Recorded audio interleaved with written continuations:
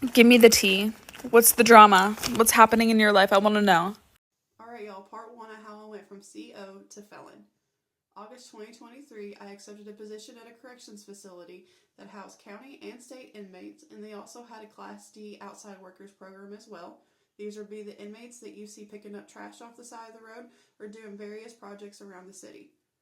Whether it would be they get transferred to us for behavioral problems or just a general transfer. So when you get hired, you have to go through 2 weeks of training. And the first week is classroom. That's when you get certified from your taser and your OC.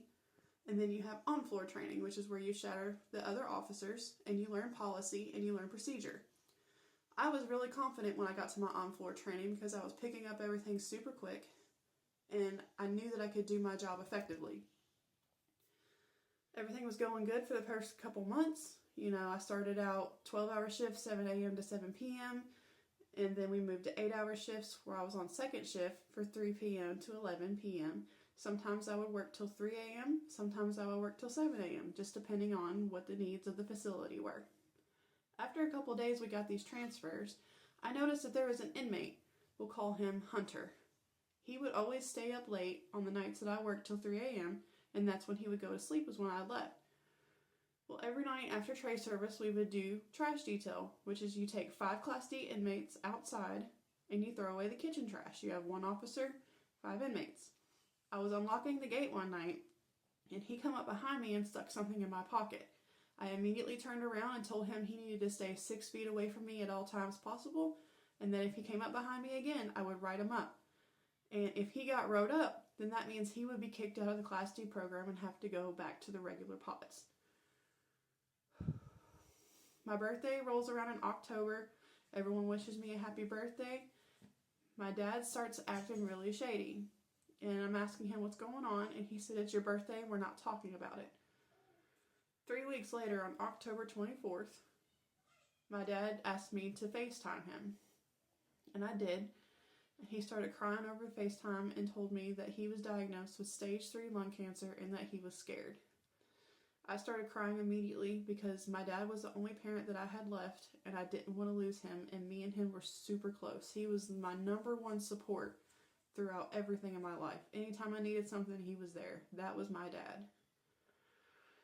So I go into work the next day and he's asking me why I look upset, and I told him it was nothing, don't worry about it, and I just brush it off and I walk around and do my rounds.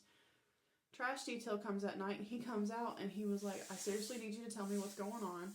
I can tell you're upset. Just talk to me." And I was like, "No, this isn't appropriate. I shouldn't be talking to you about this." Finally, one day I broke down. And I was like, "Look, my dad was hiding something from me for 3 weeks, and I finally found out what it is. And he has cancer, and he's scared, and so am I." He immediately told me that he would be there for me through anything, and that if I ever needed him, I could text him on the number that he keeps trying to give me for his device. I told him I appreciated his kind words, and I went on.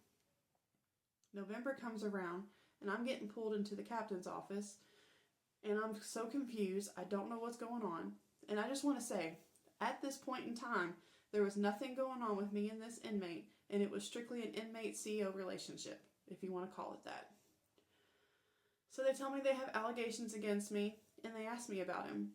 And I told them straight up, there's nothing going on. I'm not jeopardizing my future for an inmate. I have kids. I can't afford to go to prison. And they said, "Okay, well, we're going to have you work up front until we figure out what's going on." And I said, "Okay." So I started working up front, learning booking, being a main, doing really good. So they called me into the office one day and they're like, "Hey, we couldn't find anything against you, so we're going to let you go back to your normal duties." I said, "Thank you, I appreciated it," and I went back to my normal position. When I seen him at trash detail that night, he comes up to me, "Man, I told you I was solid. They ain't going to get nothing out of me. I promise. I want you. I want this. This is what my heart wants." And I was like, "No, we're not doing it. I'm already in a relationship with my children's father. I'm not crossing that line." Well, this guy continues to write me letters every single day that I work. And if I had my 2 days off, when I come back, he would have 3 letters for me. He had a trustee that he knew he could trust that would deliver the letters to me even when I was working up front. I threw all these letters away and rejected his advances. December comes around and it's a whole different story. Stay tuned, follow me for part 2. Okay, y'all, it's time for part 2. So, December of that year was a really rough month for me. I started having some health issues. I'm type 2 diabetic. I've been diagnosed since October of 2020. And one night I was working and I couldn't drink enough water. My mouth was always dry. I had to pee a lot. So I went to the nurse. The nurse checked my sugar and it was so high that the monitor couldn't read it. So she gave me some metformin and we checked it again a little bit and it went down to 500 something. So that night I ended up going from work to the emergency room, sent by medical. They forced me to go. I didn't want to go. I wanted to finish out my shift and then go. So I went, they got my sugar down. My supervisor came in and checked on me to make sure I was okay, gave me a ride home. I took the next day off. Then everything was okay for a couple weeks. I watched my sugar intake, I drank more water, I watched what I ate. Also, my supervisor told the kitchen trustees that if he seen anyone give me sweet tea, that they would be fired as a trustee. So there's also that. And then I got the opportunity to test for sergeant. It was the Friday before the week of Christmas. I was sick. I was feeling like crap. So I went and did the test, and then I went to the emergency room the next day and spent the whole week of Christmas in the house because I had the flu. It was the first time I'd ever had the flu in my entire life, and I was miserable. So the whole time I'm out for the flu, which is from the week of Christmas to the 1st of January, I went back the 2nd of January, I couldn't get this dude off my mind. I was dreaming about him, looking at his mugshots just to see his face, and I didn't like the way I felt. So I tried to ignore it. And the more I tried to ignore it, the worse it got. And at the same time, my dad is going through chemo and radiation. He's going through radiation every single day. And while he's in radiation, they find a small tumor in his brain. Of course, he didn't tell me right away. He finally told me one day, he said, "Hey, they found a small tumor." And I'm like, "Okay, so what does that mean?" He said, "That means I continue my chemo and my radiation until I'm finished." I said, "Okay." The day I come back from having the flu, which is January 2nd, I had about 10 letters for me because at the time he didn't know what was going on. And he, when I say he, I mean Hunter, didn't know what was going on and he was worried. He asked some people why I wasn't at work and they told him, she has the flu, she's going to be out for a week. So he wrote me a letter every single day while I was gone, begging me to text him, to get a burner app to text him, to text his mom, so I can see that he's a genuine guy. And I fell for it. Not even gonna lie. I'm being 100% transparent. I fell for it. I downloaded a texting app with a different area code, completely different area code, and started texting him. Now, we thought we were being careful because I wasn't using my name in any of the messages, and neither was he. We made it out to be like I was a single mom of 2 girls who lived in Owensboro, and my name was Courtney. So we thought we was being slick, and you know what always happens when you think you're being slick. You end up getting caught up. So also in the at the end of January, he gets fired from the Class D program and has to go to the regular pods. I'm in my position at the tower, and I see that we have a move list, and I see that his name's on it. So I did my round in the Class D pod, and I pulled him to the side, and I'm like, "Hey, just to let you know, go ahead and pack up all your stuff. They're getting ready to move you to another pod." And that didn't go so well. They went to go try to move him. He refused, saying that he wasn't going. They sent a supervisor back there, and the supervisor they sent back there, he was 62 years old, and he looked like Mr. Clean, and he was buff. So he goes in there, and he looks at him, and he's like, "You have to move. There's no question about it." And he was like, "I'm not going." And then he took him up front and talked to him for a little bit. He was up there for about an hour. So I called from my position, and I was like, "Hey, what's going on? Is everything okay? Is he coming back soon? We got to do this and do that." And my supervisor was like, "Yeah, we're just talking and everything. So he'll be back there in a few minutes." And I said, "All right." He starts walking back towards the back. And I'm like, "Are you okay?" And he's like, "Yeah, I just talked to your supervisor, everything's okay. I'm being moved to this pod because I can't go up to another pod because I have people that want me in there because I owe them money from playing cards. Now this guy, all he did all day long was play cards. All day long. And he would get himself into trouble with other people, and he would claim that he'd get in a fight over it, but I never found that to be true. It's starting to come out that he is a great liar, and he is very manipulative, which we should have known that. From me going from, no, I'm not doing anything, to, okay, I'll text him, and I'm sitting there dreaming about him and everything, so. He gets moved up, and then I have my 2 days off, and then he gets moved up to a higher pod of the upstairs. So I go in there one day, and I'm like, hey, are you okay? And he's like, yeah, did you have a good couple days off? And I'm like, yeah, I did, It was relaxing, I got some sleep, because at the time, I was with my fiance, and he thought that I only needed to get 4 hours of sleep, even if I worked a 12-hour shift or a 16-hour shift. I'd be asleep for 4 hours, he'd wake me up, and he'd make me get up with the kids. I miss my boys, I was working all the time, but I also needed my sleep.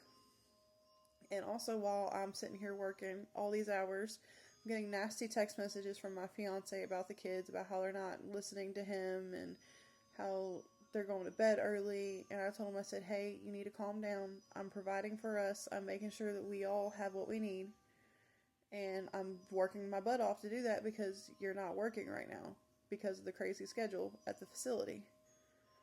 So things calmed down for a little bit.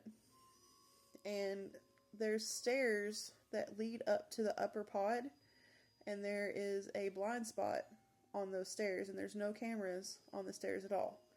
So one day, he asked me to go down and get a tablet that was charged, because we only had so many, and we kept them in a case by the tower. So I did that, and as we're going down the stairwell, he stops me and hugs me and gives me a kiss on the cheek. Now, I am smitten at this point because I'm going through a toxic relationship at home. My dad's got cancer, and we don't know how everything's going to turn out. And I really appreciated the fact that someone cared for me and wanted to love me for me. And that was my first mistake. Everyone's saying, hey, you should have turned in those letters instead of throwing them away. And yes, I should have. I agree with you. But at the same time, you never know how you're going to act once you're in that situation until you get into it. I'm not making excuses. I'm not proud of what I did. I don't like the fact that I went from this to a felon. I was doing good. My dad was proud of me for the first time in a long time. He said I had a respectable career and I wanted to make something out of it, and I did for about 5 months. So things start getting more serious. We're texting all day, every day when I'm not at work. He's texting me, I love you, good morning, beautiful, I hope your day goes okay at the factory. And I was like, hey, they're making me work a bunch more overtime, how it is with this place. And he was like, yeah, I understand. So I think I'm golden until February rolls around. And that's when shit hits the fan. So go ahead and follow me for part 3. I will either get that posted later on tonight or tomorrow. I'm trying to post these in a timely manner, but at the same time, I am home alone with 2 toddlers all day, 3-year-old and 2-year-old, so you can imagine it's hard for me to get away to record. But thank you guys for all your comments and likes and follows, and I really appreciate y'all. Alright y'all, part 3 on how I went from CO to felon. February rolls around, and I'm in a full-blown relationship with this guy. We're writing letters back and forth to each other every day. We're texting every day. And every day during my shifts, he's always coming out to go get a charged tablet in exchange for a dead tablet. We'd go into the stairwell. He'd ask me how my dad was doing and how everything was at home. I'd tell him everything, tell him the struggles I was going through. And then he'd hug me and we'd kiss, and then he'd go back into the pod. And at this time, it wasn't unusual for him to stick letters in my pocket because that's how we were exchanging them. So I read it in the bathroom one day, and he's telling me about all the struggles he's going through in the pod, where he's in debt to people because he keeps playing these card games and he keeps losing, and everyone's getting aggravated that he's not paying them back. And I've heard rumblings about this because where I worked, I could turn the speakers on in the cell and I could listen to hear what they were saying. And everyone was getting aggravated, everyone was talking about getting him. So every night during lockdown, his cell would stay open because he had epilepsy and he would have seizures. So one night I went in there to do cleaning cards when I was working on my 3 a.m. shift. We'd get out the cleaning carts, put them in the pod so that the pod trustees could clean and everything. And then the first shift would put them back. Well, in his pod, there was a closet door that was really hard to open. He would always stay awake until he knew that I was coming in, and he'd come and help me open the door. And there's no cameras because it was towards the bathrooms of the pods. So he comes in there with me. He's sitting there talking to me, telling me he loves me, telling me that he wants a future with me. And of course, I'm buying into it because I'm in a relationship with him. And I truly thought I loved him. So we would hug, we would kiss. You know, he'd go back to his cell. I finished what I was doing. One day, I listened in on the speaker, and I hear him talking about me. And I'm sitting there going, oh crap. Because he's young, I'm not going to lie. He's 23 now. At the time, he was 22. And there's a 10-year difference between us. So, I heard him talking, oh, my girl, and my girl this, and my girl that. And eventually, people knew who he was talking about. And I told him, I said, man, you got to cut that out because someone's going to find out and I'm going to get in trouble. Oh, no one's going to get you in trouble, I promise. I know all these people in here. All right, dude. So, I had my 2 days off, and I came back, and he had a letter written for me. We'd go to the stairwell, do our thing, I'd go to the bathroom, and I'd read the letter. Well, in this letter, he's telling me, hey, I'm in trouble, this is getting serious, like, they're threatening me, and as a woman in a relationship, I feel like I have to protect my man. So, he starts telling me to go to this mailbox and pick up this pack of ink pens and to bring them in, and that they were going to tattoo with it, and he was going to sell the pens, and that's how he was going to bring the money in that he owed everybody. I told him no, and I didn't talk to him for a couple days. I didn't text him, I didn't write him. When I went in for my rounds, I would ignore him. And he went and banged on the window one day and was pointing towards the speaker, so I turned the speaker on. And he started talking to me, I'm sorry, I don't want to ask you to do this, but I feel like it's the only way that I can be safe. So I told him, I said, well, let me think about it, and I'll tell you my decision later. Well, one of my supervisors was in the tower with me one night when I was doing my round. I get done, I come back to the tower, and he's like, hey, what did he want? He's always wanting to talk to you whenever you go in there. And I'm like, man, he's just talking to me about stuff that he's got going on, stuff that's going on in the pod. There's nothing, I promise. So every time that I go in my rounds, I know about these speakers, so anytime I would talk to him, I would make sure he was out of earshot of the speaker in case someone was listening. Then, it came, he said, I'm getting a tattoo. I said, okay. He said, it's gonna be your name. And I'm like, hold on a second. That's serious, and if someone sees it, they're gonna know it's me. He was like, no one's gonna see it, I promise, I'll make sure they don't. So I go in and do my rounds one evening, and he comes up to me and he says, what do you think? And on his ring finger was my name and a heart. I said, man, I don't know why you did that, just make sure no one sees it. Well, I love you, that's why I did it, and I want people to know. Alright, I was flattered because in my relationship that I was in, I wasn't being treated the way that I felt like I needed to be treated, and he was doing his own thing, talking to other women, and months later I would find out that while I was working, he brought someone in my house around my kids and in our bed. So at that point, all bets were off. I didn't care what he did, and I made sure that he wouldn't question what I did. So, February 11th comes. I tell my fiance that I have to go into work early for a meeting. And against my better judgment, I went to this mailbox and I picked up this pack of ink pens. At this time, I feel like they were catching on to stuff because they were making me work up front a lot more often. And let me tell you, if you're in a relationship with someone who's locked up and you don't answer their phone calls or their texts, they get upset. So me and him are currently fighting because I can't immediately respond back to his text because I'm working up front and I can't have my phone on me.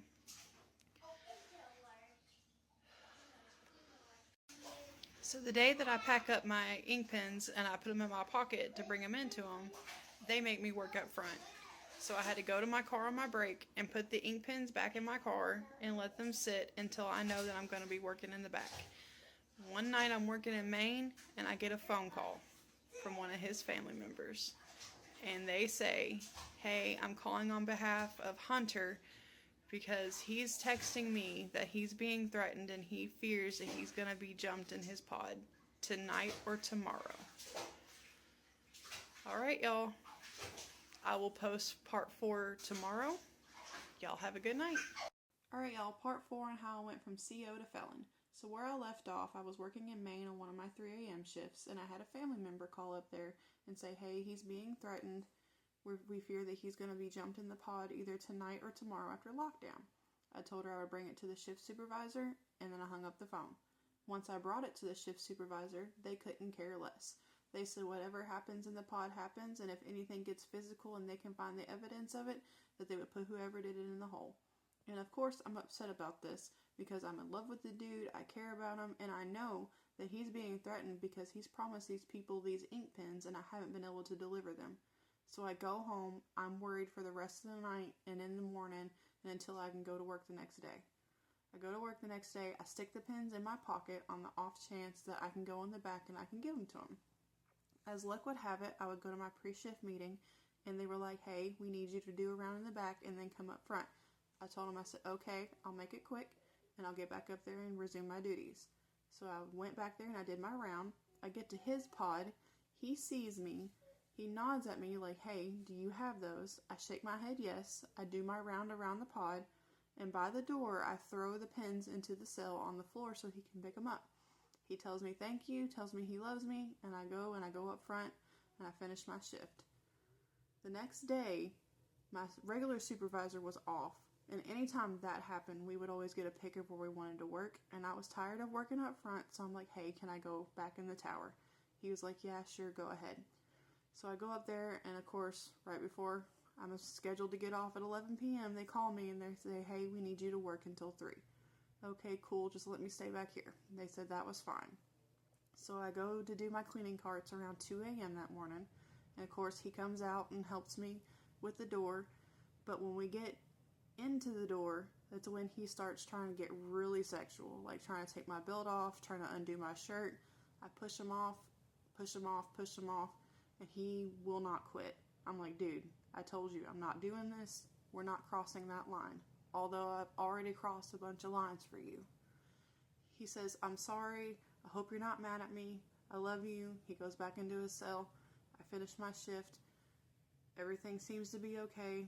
But then he starts texting me these really sexual messages, asking if I had, with my fiance at the time, and if I would describe everything to him so that he could use it too, if you get my drift. I told him no. I was like, that's weird. I'm not doing it. No. So he gave up, and then the next day I went in for my shift. He comes up to me and he says, hey, I got another tattoo.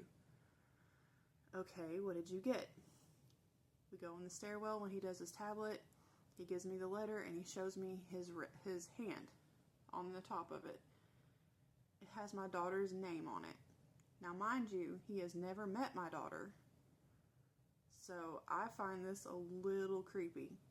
I give him his tablet. I'm like, hey, I gotta go. And he's trying to get me to talk to him over the speaker for the rest of shift. And I refuse because I'm really weirded out. Like, yes, I love this man. Yes, I care about him. But I felt like he took it a little too far getting my daughter's name tattooed on him when he doesn't even know her. So he texts me, trying to be sexual again. I stopped. I'm like, no, we're not doing this. Obviously, the text messages did become sexual soon after that. But he also always wanted weird stuff, like asking me if I had slept with my fiance and asking me to describe it and how big his was and if I loved it and if I screamed and everything. This is where I'm starting to figure out that this dude is a really weird dude. So, follow me for another part. Should be out tomorrow. Alright, y'all, part 5 on how I went from CO to felon. So the last 16-hour shift I worked, it was on a Tuesday. It was a 3 p.m. to 7 a.m. shift, and I worked in booking. We were super busy that night, so I wasn't able to go out and take breaks as much as I would like and check my phone.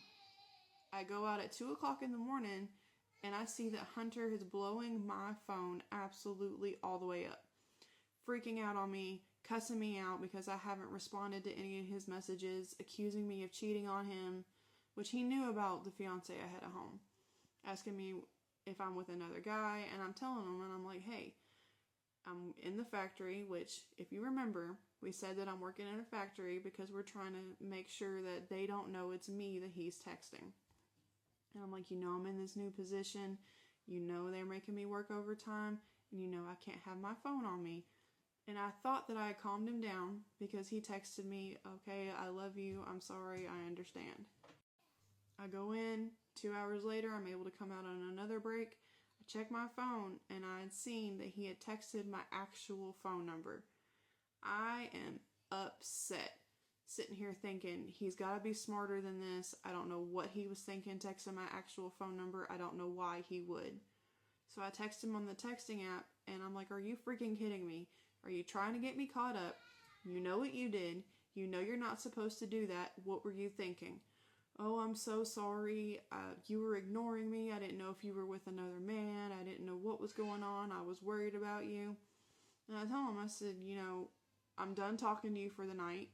Go to sleep. I'll talk to you when I can. I finish out my shift. I go home. I have my 2 days off.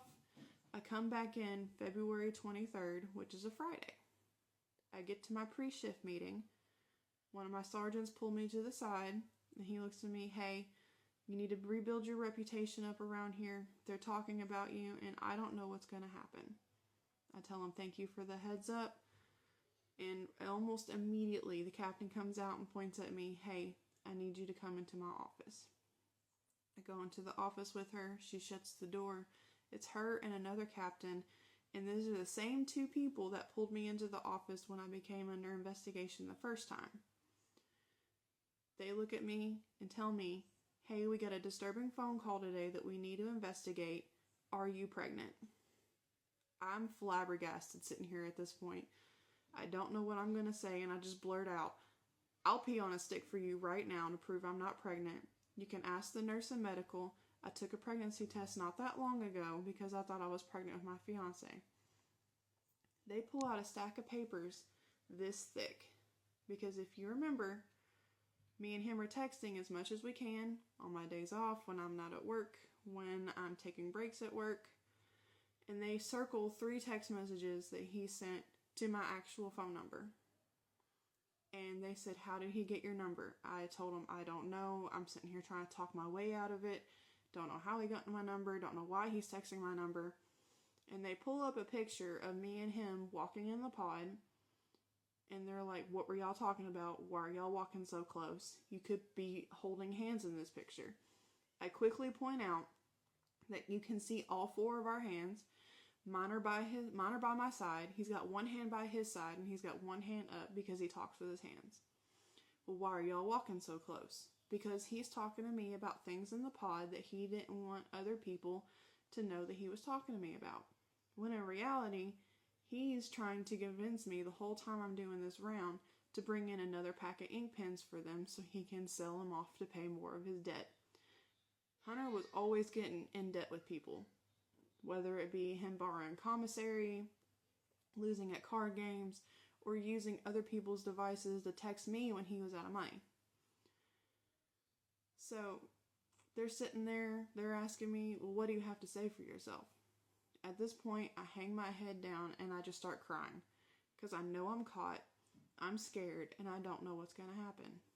You know, I'm thinking of my kids, I'm thinking of my fiance, and they were like, well, with this pregnancy claim that's against you, we might have to get detectives involved. I start crying even more because that scares the absolute crap out of me. I don't want to go to jail. I don't want to get in trouble. So they ask me again if I'm pregnant, and I tell them no, I will pee on a stick for you right now. Like, I will literally squat down in front of you and pee on a stick. Well, we're not asking you to do that and everything. And they said, well, do you have anything else to say for yourself? And I was like, you know, I was manipulated. I fell for it. I don't know why I fell for it. I'm sorry. And I'm hanging my head down and I'm crying, like snot's coming out of my nose. I'm crying so hard. They asked me if I have anything. That's all they kept asking was, do you have anything else to say for yourself? Do you have anything else to say for yourself? And I just looked at them and I said, well, I'll resign my position. And they looked at me, oh no, you're terminated, turn in your belt.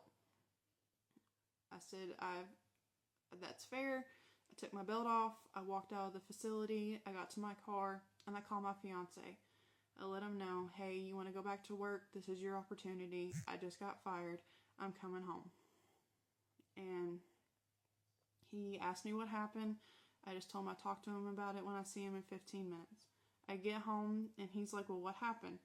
And I'm telling him, you know, they had some concerns, and they couldn't let it go, so they terminated me.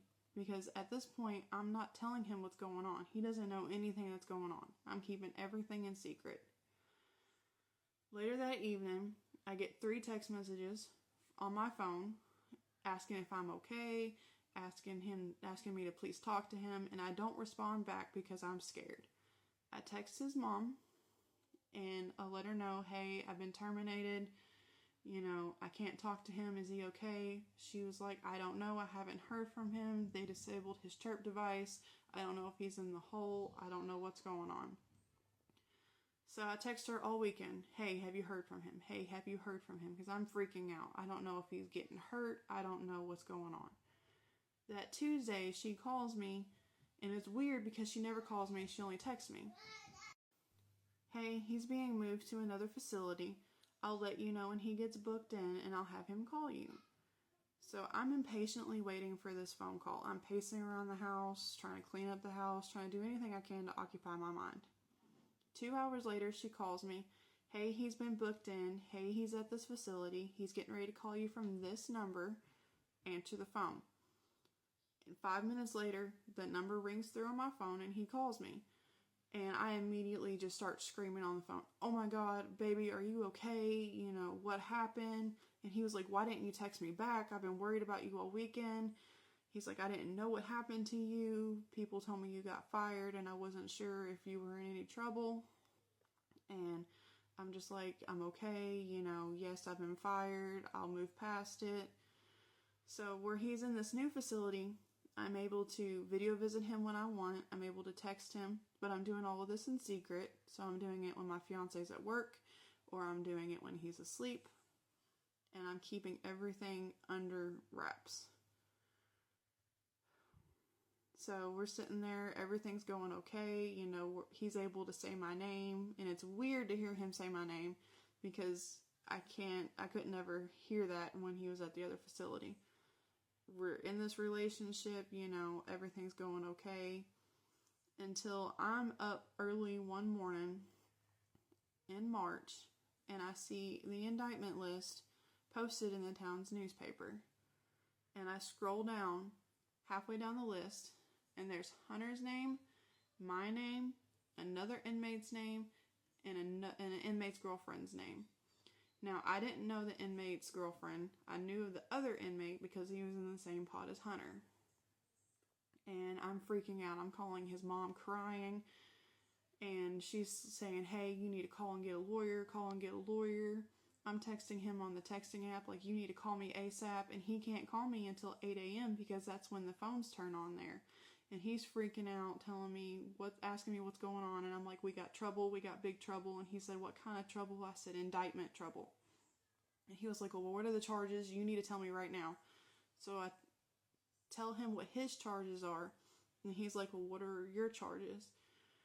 On the indictment, my charges are promoting contraband first, promoting contraband second, and third degree rape. Because I'm an officer and he was an inmate. And he doesn't know what to say at this point except for, I'm sorry. And obviously at that point, I'm sorry wasn't going to cut it. Because I'm looking at some major stuff over all of this. Alright, y'all, I'm going to post part 6 later on today, so watch out for my page. Okay, y'all, part 6 on how I went from CO to felon. So where I left off, I had been indicted and found out through my town's newspaper that I had 3 other people on the case with me. I told Hunter, talked to him about it, told his mom told me to get a lawyer. So I called the sheriff's office at 9 o'clock that morning, and I'm like, hey, I just found out I've been indicted. Can I come pick up my paperwork instead of y'all serving it at my house? They told me to come in an hour and a half and that it would be ready and I could pick it up. So I tell my fiance I have to go run some errands, which at the time I did have to run errands on top of going there because I was still out looking for a job. And I get there, I'm on the phone with Hunter the entire time. He's listening as I talk to the officers. I get my paperwork, I go out to the car, and I am instantly relieved because I look at my paperwork and I had only been served a summons instead of a warrant. So a summons is you just have a court date and you have to appear in court. While everyone else on my case got warrants and a $50,000 cash bond. I'm driving back to my house and I'm sitting there like, how am I going to hide this paperwork? I don't know what I'm going to do. So I go to my neighbor's house when I get back and I'm like, hey, can I talk to you for a second outside? She comes outside and I tell her the situation I'm in and I show her my paperwork and I beg her, hey, can you please keep this in your house and hide it so that your fiance doesn't find out and he doesn't tell mine? So she shows me where she's going to hide it and she says, anytime you need it, you can come get it. Here's where it is. And I'm like, okay, thank you. I really appreciate this. Just keep this to yourself. And then a couple days later, my dad calls me. He tells me he's got the results back from his PET scan, and the news isn't good. The cancer, not only was it in his brain, it had also spread to his spine and his pancreas, and he was refusing any further treatment. I sit there and I talk to him. I tell him everything's going to be okay. I know he's scared. I'm scared too. So I talk to him for a little bit and I head back to the house. I have Hunter call me because I'm freaking out. I'm losing my dad. I never thought I'd lose my dad this soon.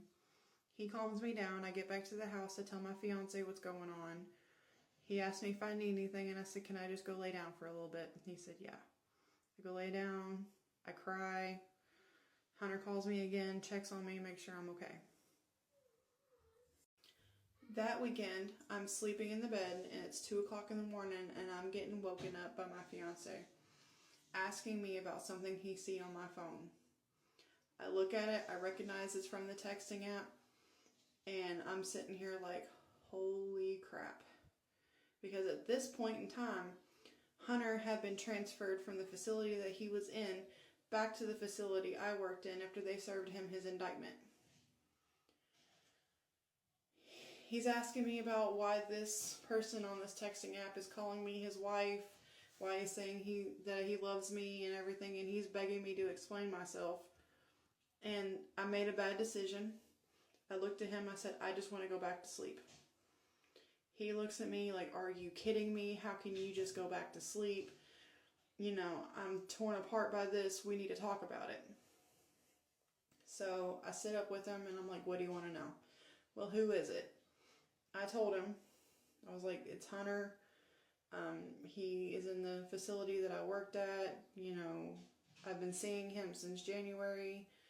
And my fiance is so upset. He starts crying. He's really upset and mad. And I get that. He just found out his fiance is cheating on him with an inmate. I would be upset too.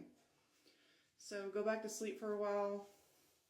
Wake up. He's still mad at me. He goes off and goes out of the house for a little bit to calm down. And then he comes back and he said, hey, I've called the facility you used to work at to let them know that this guy is texting my wife, and I talked to one of your old supervisors. And I'm sitting here like, why would you do that? You know, I don't work there anymore. I don't understand why you called them. And he told me, he said, well, someone is texting my fiance and they're not supposed to be, and they needed to know. Unbeknownst to me as well, when he had my phone, he took down the phone number of Hunter and started texting him, cussing him out, telling him that he knows and everything, and that he's called the facility I worked at, and that they know, and that he should be getting in trouble anytime now. Now, mind you, yes, he knows about Hunter at this point, but he still doesn't know about the indictment. And he doesn't know about the indictment for another couple weeks until we start going to couples counseling. We're in couples counseling one day. I asked to speak to the therapist by myself for a little bit, talked to her about my dad refusing treatment and how I was feeling about that. Then I brought up the indictment to her. She asked me if he knew. I told her no. So she looks at me and she says, you realize you have to tell him, right? I told her I didn't want to at that point because I was scared. She said, I'm going to be here with you. I'm going to help you. So she calls my fiance into the room, sits him down, and I'm like, I need to tell you something. He's looking at me like, how could you have anything else to tell me? I told him about the indictment. I told him about the situation. He's sitting there flabbergasted. He is upset. He's crying. How could I do this to us? How could I do this to our family? You know, I told him I had no good explanation for it. Tried to tell him that it was because of the way he treated me and everything while I was working there. He wasn't hearing it. We end the therapy session. We get back to our car, and he is interrogating me. Did you do it? Did you do this? Did you do that? And at the time when I told him, he didn't believe me that I didn't have sexual relations with Hunter. He kept looking at me and calling me an R word. Every time he would call me an R word, I would scream at the top of my lungs, I didn't do it. And up until a couple of months ago, my fiance really believed that I had sexual relations with this man and would not take any other explanation for it. The next Friday, Hunter has his first court appearance for our new case. Of course, I'm sitting in the courtroom in support of him. Now, my fiance doesn't know that I went to the courthouse in support of him. I told him I was going to therapy, but I canceled my therapy appointment a couple days before. As I'm leaving the courthouse to go back home, I'm trying to text Hunter's mom to let her know, hey, he's at his first court appearance. He should be back at the facility now, and he should text you anytime now. But instead of texting his mom, I send the text message to my fiance. Alright, y'all. Also in the Q&A video, I forgot to mention why Hunter was locked up in the first place. He originally was serving a 6.5-year sentence for a police chase. He stole a friend's Jeep, and when police tried to stop him, he took them on a police chase through 3 counties and into a different state. And during that police chase, he also crashed into a state trooper's car and knocked it over a hill. Alright, thank you for your support and continued support. I appreciate it. Keep looking on my page for part 7. It's where it gets really good. Okay, y'all, part 7 on how I went from CO to felon.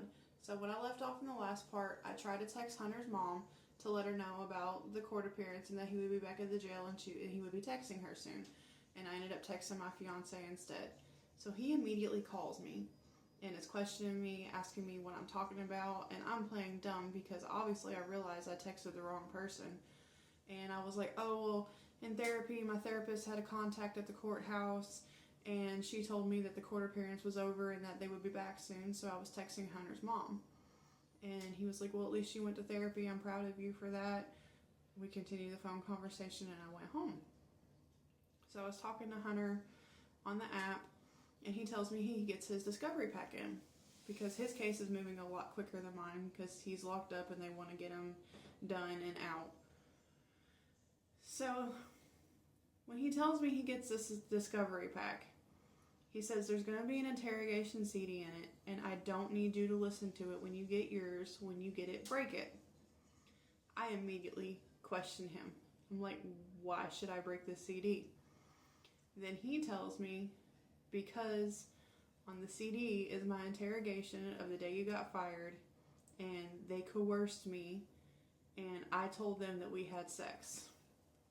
And I'm just sitting there, mouth open, freaking out, like, why would you do that? You know we didn't do anything, and you're the reason why I'm being charged with this. So I hang up the phone. I don't talk to him for a couple days. I'm not responding to his messages. He's trying to video visit me. He's trying to call me. He's trying to text me. And I just simply tell him, leave me alone. I need to process this. I don't know how to move forward. So after about the 1,000th apology I get from him, I answer a phone call. He says, hey, I need to talk to you about something. I found out who snitched on us. Because one of my coworkers from the facility I was at told me that it was another inmate in the pod, the other inmate that was on my case. So I took it as that. Well, he reads me this statement of the phone call that the facility received. Lo and behold, it was the baby mama. She called the jail. She's the one who snitched on me. So after she called the jail, that's when they started going through the chirp messages and started printing them out and finding out everything. Finding out that the other inmate that's on the case is because he was talking about it over a video visit with his girlfriend, telling his girlfriend how to package everything, and that I would come pick it up from his grandmother's mailbox. So I'm sitting here listening to him tell me this. And mind you, at this time, I had not spoken to the baby mama because of everything that he had told me about their relationship and her. I had a warped vision of her in my head. And I'm like, I don't want the drama. I don't want to deal with this. And at this point, she's begging him to let her talk to me because obviously he wants to have me around their child when he gets out. And so she just wants to know who's going to be around her. So he's reading me the statement, and it says, hi, I'm JC. I'm Hunter's baby mama. I believe he's gotten someone in your facility pregnant. Back in February, they were on a phone call together, and he told her he was going to be a daddy again. He didn't say stepdaddy, he said daddy. So that led her to believe he got someone pregnant in the facility, and she thought that it was a commissary worker. Which now makes a lot of sense in my head as I'm listening to this about why they asked me if I was pregnant when they pulled me into the captain's office. So he finishes reading me the statement, and he was like, you can't reach out to her and you can't tell her you know this. Our case is still going on. It'll jeopardize everything, so I don't. And at this point, I don't want to. So he finishes reading the statement, and he tells me some of the other things that are in the discovery pack. So I ask him, I'm like, why did you tell them this? And he, oh, it was coercion. I was just trying to get out of there. And they just got it out of me. I don't know why I said it. I promise I'm not going to let you go down for this. You're my wife. We're going to get married when I get out. And I'm like, okay, so what are you going to do to fix it? Because I'm not taking this charge because we didn't do anything. He says, well, I'm going to write a letter to our lawyers and the prosecutor and the judge explaining that nothing happened and that they coerced me. And he did. He wrote letters to everybody and sent them out. He sent both lawyers' letters to his lawyer because at the time I hadn't even been arraigned and I didn't even know who my lawyer was going to be. After I get off the phone with Hunter, I text Hunter's mom and I let her know what I just found out. She texts me back, don't reach out to her, don't do anything. Her family is nothing but drama. I should know. I've been involved in the family for a while. After I talked to Hunter's mom, I'm sitting there thinking about everything, thinking of all the worst outcomes that could possibly come. And it's starting to make sense to me that he is the one who said this because while I worked at the facility, I found out that he is the one who snitched on his mom and dad for having a rug lab underneath his bedroom in the basement. So I'm trying to occupy my mind. And so I'm scrolling on the Blue app. I notice I have a message request coming in. I click on it and I read it. Hi, I was locked up with Hunter and I wanted to let you know of a few things. I was video visiting my girlfriend one night and Hunter saw. And after I went to bed, Hunter got my PIN code and started calling and texting my girlfriend, trying to video visit with her, trying to tell her he's 30 years old and that he's single and that he wants a relationship with her when he gets out, and sorry, and that he used up all of this guy's phone time to try to convince his girlfriend to leave him and get with Hunter to be in a relationship. Also, I just wanted to let you know there's a female inmate that gives notes to him, and she comes up to the door every night and flashes her yah-yahs at him. So I text Hunter that he needs to call me immediately. As soon as he calls me, I'm screaming at him at everything that I know, and I'm telling him about it. He admits to it. He said, yeah, I did it. He said, because she put phone time and chirp time on my phone when you couldn't, and I needed a way to talk to you. I tell him this makes no sense and that he's just trying to justify being caught. And apparently that's a common thing of his, because anytime JC would find that he cheated on her, he would always try to justify it as well. In the midst of all this, things with my fiance are getting really bad. We're getting in really bad fights. It comes to the day that I'm supposed to go to court for my arraignment. We get in a fight that morning, and my car was in his name that I was driving. So he leaves, takes off in the car, and deflates a tire in the other car that we have, so I can't go. So I'm freaking out. I don't want to get a warrant for not showing up to court. So I call the courthouse and I tell them, hey, this is the situation I'm in. I'm supposed to be in there for arraignment today. Can you get a note to the judge to let them know what's going on? So they do. My arraignment gets pushed back a couple more weeks. Later that day, I get a phone call from my uncle, and he tells me that he hasn't talked to my dad for a couple of days and that he's worried, and if I can go to his house and check on him. So I go, Hunter calls me, and he talks to me the whole time I'm going over there, hoping that my dad's okay, and I'm thinking worst case scenario. I'm thinking he's passed away and no one's found him yet. I get to his house, and he wasn't there. I wait around. Finally, my dad replies back to my messages and tells me that he's in the hospital. I get to the hospital. He's mad that I'm there because he told them not to let anyone know that he was there and he didn't want any visitors. Come to find out, he contracted C. diff on top of everything else that he was dealing with. He's in the hospital for a couple more days. I go the day that he's supposed to be released, and they tell me that my dad's being released on hospice care. Y'all been waiting for it, so here's part 8 on how I went from CO to felon.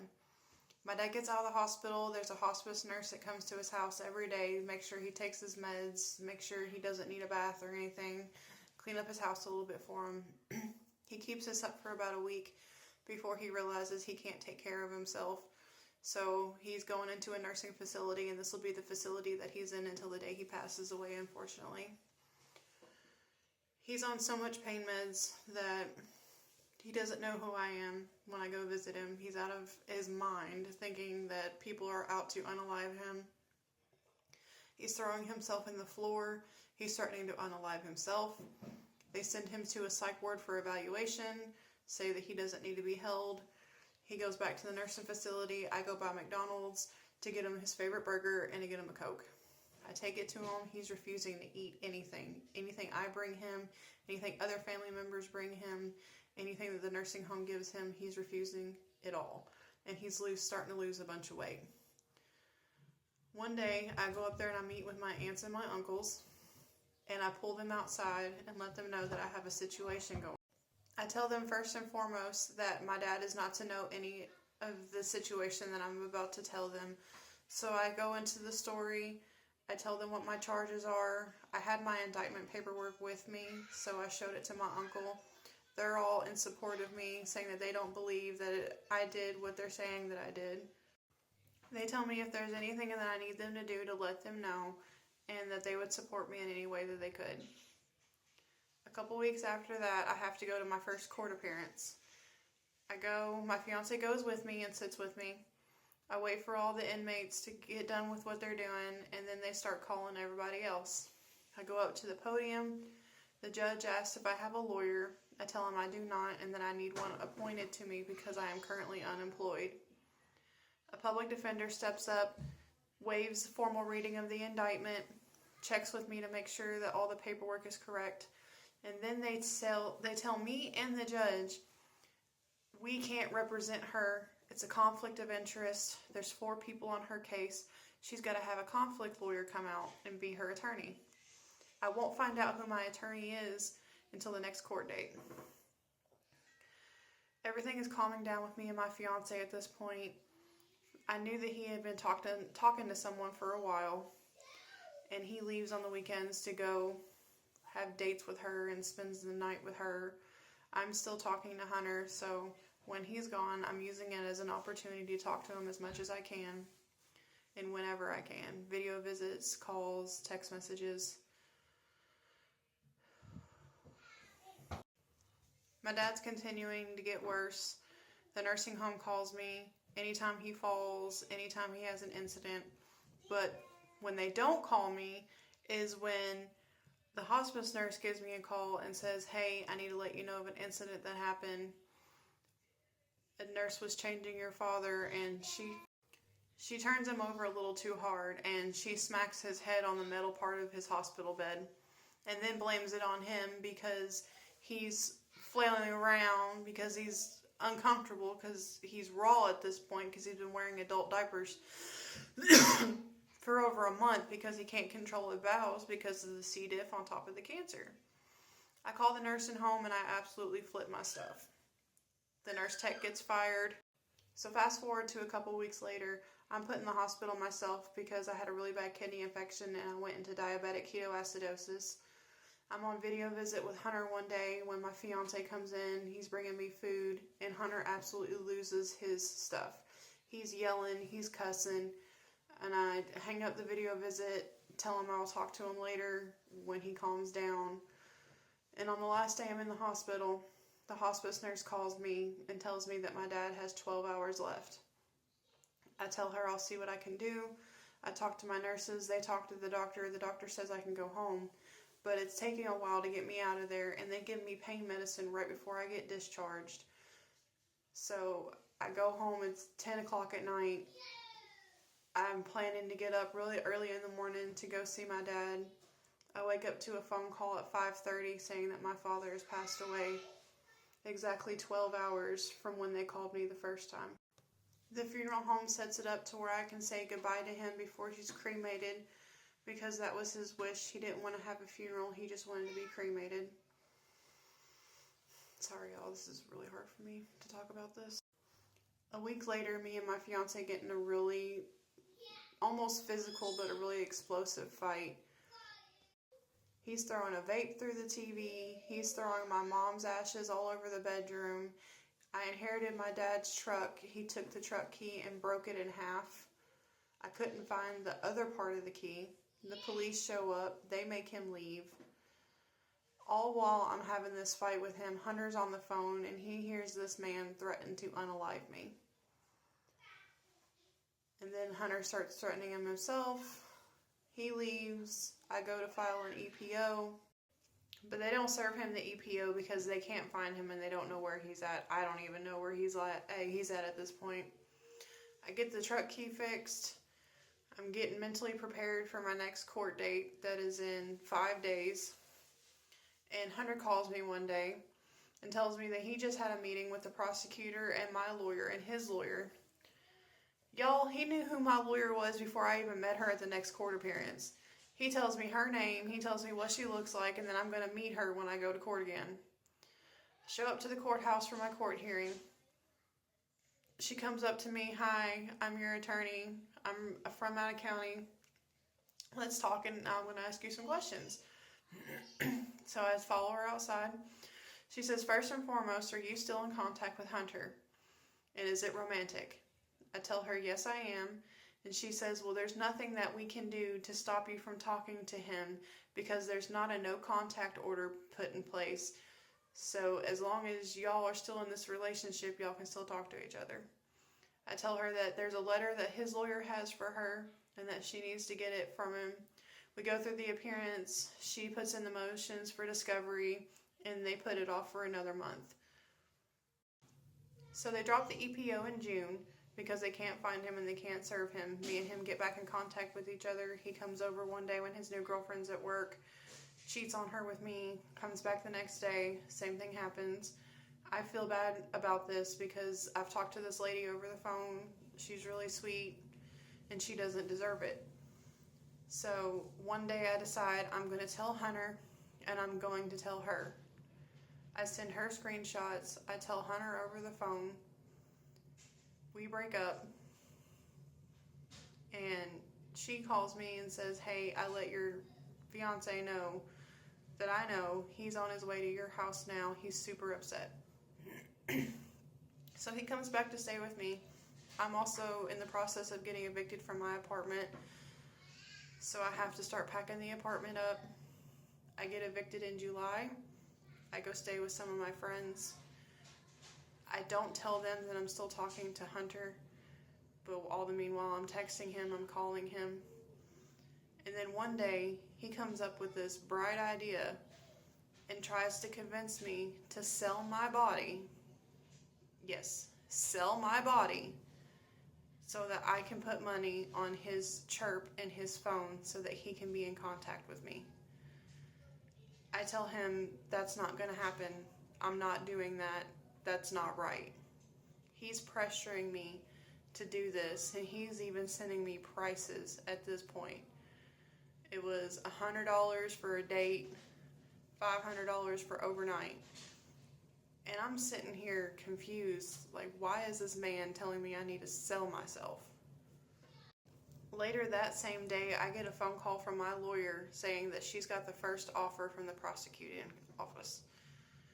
She gives me this offer and I cannot believe it. I refuse to take it. They are trying to get me 13 years. 5 on the promoting contraband, 5 to 10 on the 3rd degree R, and a year for the misdemeanor contraband. I'm not taking the 3rd degree charge because I did not do it. I'll take the contraband charge. I told her that straight up, I'll take the contraband charge. So she comes back and says, okay, well, let me talk to the prosecuting office and we'll go from there. A week later, I get a phone call from my lawyer and she wants to set up an appointment for me to come into her office so that we can go all this discovery together, including the interrogation CD. Sorry, y'all, that it's taken me so long to post part 9. Life got in the way yesterday. I had a few projects I had to do. Also keep a lookout for those. But here's part 9 on how I went from CO to FELON. I've looked around my house and I can't find the interrogation CD. If I find it and I can play some of it for you, I will. But I'm in my lawyer's office and I'm listening to the CD, and it starts out with Hunter telling them that he's not going to say anything because he doesn't want to get me in trouble. And they keep pressuring him and asking about the relationship that was between us. And that's when he finally breaks and says, fine, I'll tell y'all. We've had relations every day since she's met me. Now, my jaw drops when I hear this because if you remember, he told me not to listen to the CD when I told him it was going to be in my discovery because he didn't want me to hear it. And he doesn't have his copy because he broke it once he realized I listened to my part of the CD. And at this time, his charges he were facing for this case were the promoting contraband 1, which is a Class D felony, and they were trying to hit him with a PFO, so persistent felony offender, carries an automatic 10-year sentence in the state that I live in. And so obviously he's going to try to talk his way out of it and make it seem like he's the victim because he doesn't want to get this automatic 10 years. So I'm hearing his statements and I'm sitting here thinking, I'm going to beat this charge on my own because at this point, this whole time, he's telling me that I need his help because he's been in the court system and I have not because I didn't have a criminal record at this point. He takes his plea deal at the end of August, and they tell him if he pleads guilty to the promoting contraband 1, that they would drop the PFO, and that's what he did. And I go to court not long after that. My lawyer shows me an email from the prosecutor where he says that even when he takes his guilty plea, he's still maintaining that we had relations the entire time that he was at this jail. And that's why the prosecutor's going after me so hard for this third-degree charge. I look at my lawyer and I say, we're going to do this on our own. I don't need his help anymore. I need you to go to these 3 facilities and pull the records and the text messages and the video chats so you can see how bad he flip-flops. Because we're fighting all the time at this point. One day he loves me, one day I'm the worst person in the world, and I'm doing everything to be against him, and I'm conspiring against the lawyers to get him more time just so he doesn't get to be out with the free world. So I tell her to do this and to go through and to circle all the times that he flip-flops in these messages and video chats. And she does. A couple weeks later, she comes back to me and she says, I have another offer from the prosecutor and you're going to like this one. The prosecutor is willing to drop the third-degree charge for a misconduct charge, which is a misdemeanor, and they're offering me 5 years probation. I immediately tell her to set up a court date for the next month in October, and I would come in and I would definitely take this plea deal. Now, Hunter doesn't know that I'm doing this because I'm still telling him that I'm going to use his help and basically talking to him at this point just so I can get some dirt on him for JC in case she ever needs to take him to court to protect her child against him. He gets transferred out of the facility that I used to work in, and then he gets transferred into the SAT program so that he can try to get time knocked off his sentence. I don't talk to him for a couple weeks before he gets transferred. And the day he gets transferred, he calls me and asks me to tell his mom how to put money on his phone so that he can get a hold of her. I tell him straight up he can find someone else to do it, that I'm not doing anything else for him, and that I was done with him. And this is in September. Now, the day that he calls me, I'm seeing someone else and staying at their house with them and taking care of his kids, but that's another story for another day. He wants to talk to Hunter on the phone to tell him to back off and to leave me alone because I want nothing to do with him. I block his number. I don't download the new texting app to talk to him. In October, I get thrown out of this guy's house because he wants to bring his ex-wife back home because they were in the middle of divorce, but he decides to feel bad and give her another chance. So I'm officially homeless at this point. I call my fiance and I'm like, hey, I don't know what I'm going to do. Me and the boys are officially homeless. I have nowhere to go. He says, how am I going to help you? I'm homeless and living in my van at the same time. But he tells me to hold on a minute and he's going to call the pastor of his church. Pastor of his church calls me and says, hey, I'm going to help you. We're going to get you a hotel room, but I want you to come to church on Sunday with your fiance to hear my sermon and so that I can talk to you and get to know your situation a little more. I go to check into the hotel at 3. My fiance meets me there. We discuss everything that's going on.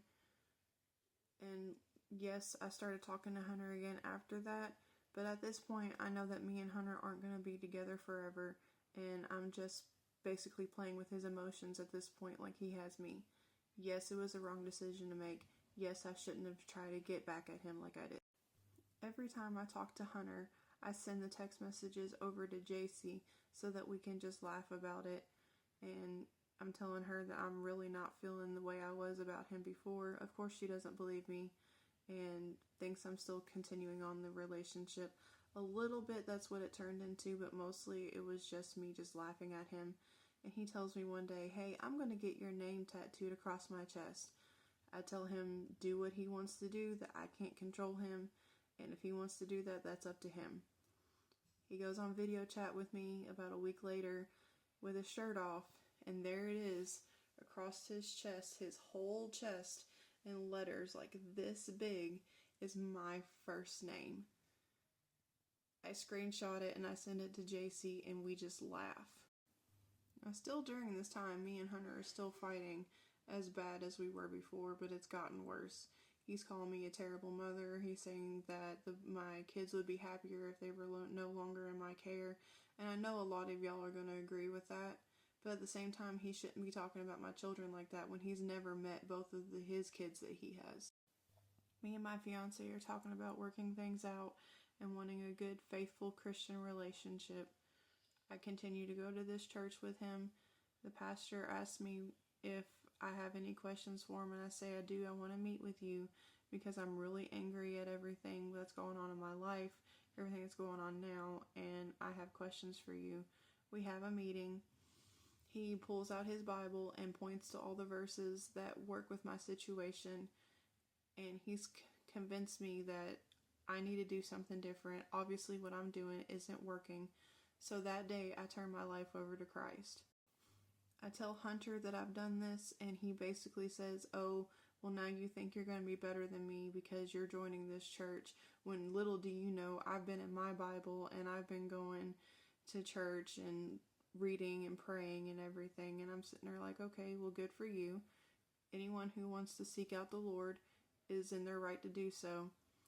But obviously I know he's not being serious about it because he's still trying to continue with the sexual text messages, asking details between if there's anything going on with me and my fiance and everything. And then he starts texting me and telling me, I want you to do stuff to me, and that he's willing to do anything that I want him to continue this relationship with me. I play along, I screenshot the messages, and I send them to JC. And I just tell him, like, look, this is what you want. This is what you're going to do. And he was willing to do it. He was willing to be by another man and have stuff up his, to make me happy, to keep us together. As I'm playing along with this, I'm also getting disgusted because he's getting super in detail about it. And I just sent all these messages to JC, and she is blown away. I'm blown away. I don't know what to think. The day of my last court appearance comes, and I go to plead guilty to promoting contraband 1, which is a felony, promoting contraband 2, which is a misdemeanor, and sexual misconduct, which is also a misdemeanor. So I go sign the paperwork for the guilty plea. I get to the podium, and the judge starts asking me all the questions and asks me if I have any mental health issues, and I tell him yes. He asks me to elaborate. I give him my diagnosis of borderline personality disorder, PTSD, and OCD, and he literally looks at me with the most surprised look on his face and asks me if I've disclosed my mental illness to the facility I worked in when I got interviewed, and I tell him yes. Part 10 on how I went from CO to felon. So where I left off, the judge asked me if I had any mental health issues, and I told him yes, and told him what they were, and he gave me the most shocked look I've seen anyone give me. So he asked me if I'm in therapy, and I tell him no, I'm not currently at the moment, because I was homeless, and my main concern was finding a place for me and my children to live after the hotel runs out. We go through all the questions. He asked me if I'm under the influence of anything, or if I have any illness, or if someone promised me that the court would go easy on me, and that it was up to him essentially to carry out my sentence. I told him no, and I understood that, and he made sure I knew that I was giving up my rights to an appeal. So he sentences me to 5 years probation.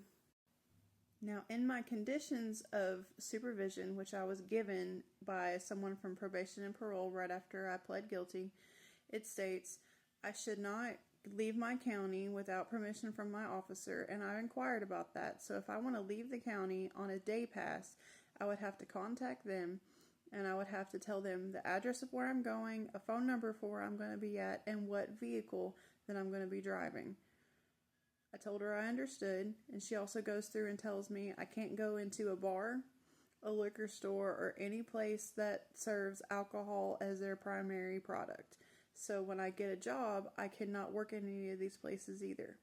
I cannot drink for 5 years. I cannot consume any substances for 5 years.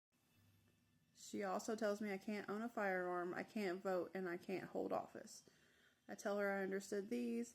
She gives me a date to report.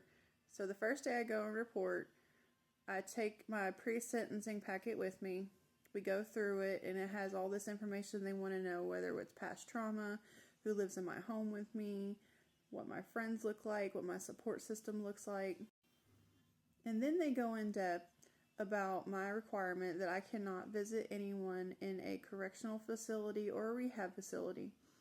Now, at first I was under the impression that it was just physical, face-to-face visits. That's when she tells me, no, it includes video chats, texting, calling, all of that. So in my head, I'm sitting here like, okay, I need to cut off all communication with Hunter because I don't want to violate and I don't want to end up locked up. She also tells me if I have any police contact for any reason, if I get pulled over, if the police get to call to my house or anything, I have 72 hours to report that to her. And if I don't, it could end up with a sanction, could possibly end up with me serving up to 10 days in jail. I can't leave the state. I can't communicate with any other felons. And so I'm sitting here going, okay, I need to straighten up and I need to cut off everything. So the more that I go to this church and the more that I'm coming in good relationships with everybody in my church family and my group, I realize that what I'm doing with Hunter, with playing with his emotions and making fun of him and encouraging him to begin a homosexual relationship with someone, is completely wrong. So I repent my sins and I ask for forgiveness. November 13 comes along and we have a corporate prayer meeting at church where I put my family on the prayer list because that Monday the hotel is running out and we won't have anywhere to go.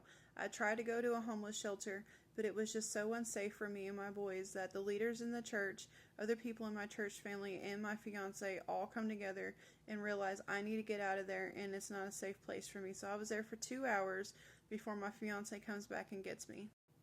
The day after this corporate prayer meeting, I get a phone call from someone in my church family and they ask me if I'm sitting down because they have extremely good news for me. I ask them what's going on and then I am sitting down and they say, hey, we have a house for you. Y'all be able to move in on Monday. Our discipleship pastor heard y'all's need, called his uncle that has a house up for rent that is empty, and he would love to rent it to you guys because he loves your story of how you went from sinners to turning your life over to Christ and that y'all are working to better your eternal soul. I'm bawling my eyes out and I'm just saying thank you and thank you, thank you over and over again because it was literally a prayer answered. We go to see the house that Saturday. Everything's good. We move in on Monday. Everything has been great so far. Our church family has provided us with almost all the furniture we need. We had nothing when we moved into this house. So we're in the house for a couple days and my fiance decides that he's going to go switch our phone carriers because our phone bill is stupid expensive and we can't afford that at the moment. So he takes my phone with him to the store to go get a different one, and there's a text message from JC that comes through and says, hey, I'm messing with Hunter pretending it's you. Don't message him back if he texts you. And at this point his number was blocked so he couldn't text me anyway. My fiance comes back and he asks me what's going on and why am I getting this text message. I tell him that yes, I was talking to him, but I don't want a relationship with him. I'm completely done with him. And at that point I was tired of everything. I was tired of going through what I was going through with him. And I also, like I said before, didn't want to violate and end up in jail and serving any jail time. So we have a discussion. He tells me it's my last chance, and if I mess up again, that he's not going to help me anymore and we're just going to move on. I tell him I want to marry him. I tell him that I'm so appreciative for the man that he's become and how much he's grown up in the last 6 months that we were split up, and that I was talking to Hunter, which this is true. I was still talking to Hunter because I wasn't sure if he was going to be the man that he was and that he wasn't going to change fully. I realized that he has, so the next day we went and got completely new phones. So now Hunter doesn't know where I live. He doesn't have any way to communicate with me, and I want to keep it that way because I'm not risking anything anymore for him. I'm finally seeing the light, and I'm seeing that I've made so many bad decisions, and I'm not willing to go through that anymore. Thank you for those who have followed me through this story. I know it was long and long-winded, but I'm trying to give you all a glimpse of my mental state at the time. And at the time, I didn't believe that I was doing anything wrong, and yes, I blamed a lot of it on him. But now, I admit, I broke the law. I deserve the punishment that I got, and I got severely lucky when I didn't get arrested for it. So, for y'all saying that I don't take accountability, I'm telling the story of how I was thinking at the time. Now, yes, I broke the law. Yes, I committed multiple sins. Yes, I cheated on my fiance and it wasn't right. We shouldn't have done the spiral that we went down through. But I'm telling my story in hopes that it'll reach somebody and that they make better decisions than I did. Long story short, don't be me. Make better choices. Cut off all communication with someone who's not good for you. You need to respect yourself more than I did. It is required in my probation that I seek mental health counseling, and I am working on doing that. I'm just trying to find a place that's a good fit for me. I've been in and out of therapy most of my life, and it's not always worked out the best for me. But be true to yourself. Respect yourself. Love yourself more than I did.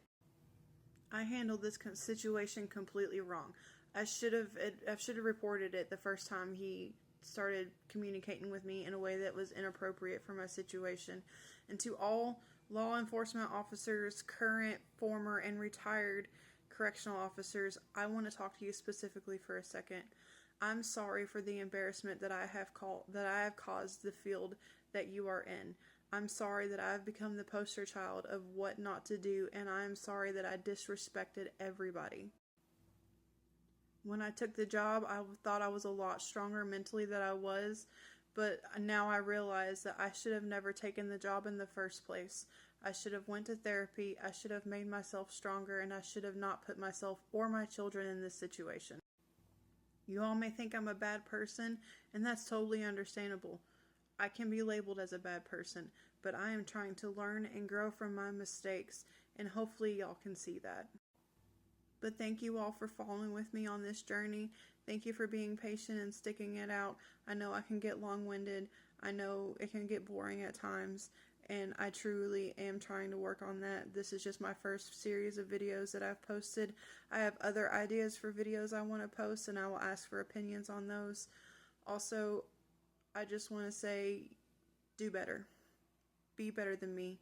Be smarter than me.